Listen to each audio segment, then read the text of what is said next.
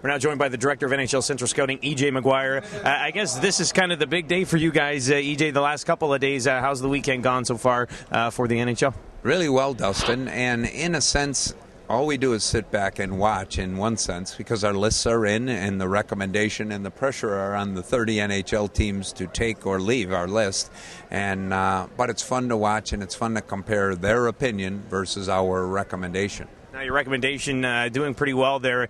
First time ever in an NHL entry draft that 4 defensemen go in the top 5. Beyond Steven Stamkos, this really is a great year for defense, isn't it?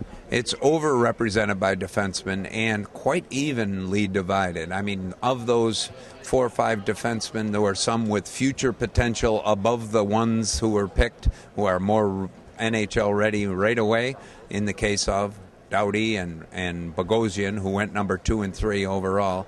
And there's a guy, Tyler Myers, the 6'7" guy, who is maybe got more potential than those other 2, but yet is 2 or 3 years away. Now, no real big surprise picks, but there were a lot of trades. Maybe explain why. Is that just because of the deep first round that we had this year?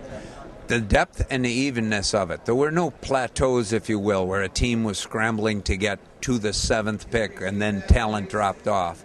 I think the teams got a little bit cold feet as their pick was approaching and they look over 2 tables ahead of them and say, I wonder if they're going to take the guy we've got here in ink.